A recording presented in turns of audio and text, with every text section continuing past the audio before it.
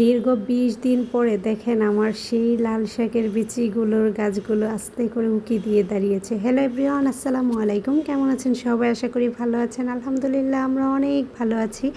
তো আপনাদেরকে সাক্ষী রেখে সামনে রেখেই আসলে বিচিগুলো ফেলানো হয়েছে, আর তখন বলেছিলাম যদি উঠে তাহলে গাছগুলো আপনাদের সাথে শেয়ার করব। তো সেখান থেকেই আজকে আপনাদের সাথে ভিডিও করা। তো বাসা থেকে অনেক দিন ঘুরে আসলাম। তো এসে ব্যালকনিতে দেখি যে আমার চারাগুলো আস্তে করে মাথা উঁকি দিয়ে দাঁড়িয়েছে। দেখতে একটু সুন্দর লাগছে, তাই না বলেন? সেটা আরও দিন যাবে, আর একটু বড় হলে হয়তো বা আরও ভালো লাগবে। তো মাঝে দিয়ে বৃষ্টি হয়েছিল, এই জন্য ভেঙে গিয়েছে অনেকগুলো। সবগুলো গাছটা টবেই কিন্তু উঠেছিল, কিন্তু বৃষ্টির জন্য কী করবো। আর এটা তো বাইরের জিনিস না, সেটা তো ব্যালকনির জিনিস। আর ওই দিক দিয়ে কথা বলতেছি আর এই দিক দিয়ে দেখেন আমার জন্য আবার বাজার নিয়ে হাজির। তো আজকে নিয়ে আসছে হচ্ছে গরুর ভুঁড়ি। তো গরুর ভুঁড়িটা নিয়ে আসছে, তো ভাবলাম যে আপনাদের সাথে শেয়ার করি। যেভাবে আমি গন্ধ ছাড়া রান্না করি, অনেকেই তো ভয় পান না বলেন?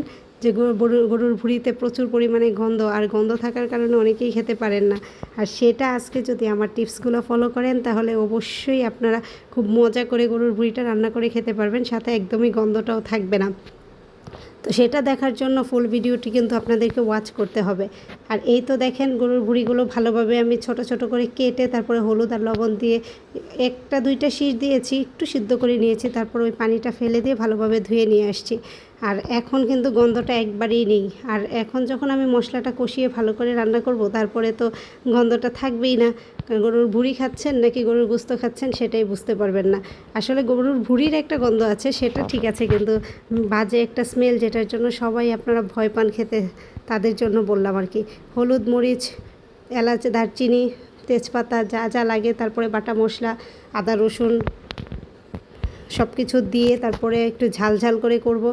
মরিচের গুঁড়াটা একটু বেশি করে দিয়ে তারপরে সেটাকে কষিয়ে ভালোভাবে রান্না করে নিব।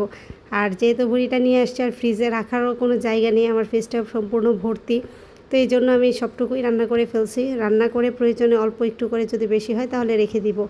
তো এই তো দেখেন ভুঁড়িটা আমি রান্না করে ফেলেছি। আর যেহেতু এখনই খাবো সেজন্য একটু বেশিক্ষণই অল্প আঁচে করে নিয়েছি। আর পানি কিন্তু একদমই অল্প দিইনি বললেই চলে, শুধু মশলাটা কষানোর জন্য যেইটুকু পানি লাগে।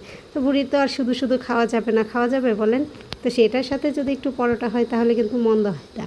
আর এই তো দেখেন পরোটাগুলোও কিনে নিয়ে আসছে, তো কষ্টটা একটু কমই হয়েছে। রেডিমেড সব কিছু পেয়েছি, শুধু রেডি করে দিয়েছি। তো এই তো আজকে বেশ সন্ধ্যায় আমরা এটা দিয়েই সন্ধ্যার নাস্তাটা করব একটু জমিয়ে। তো সবাই ভালো থাকবেন, আল্লাহ হাফেজ।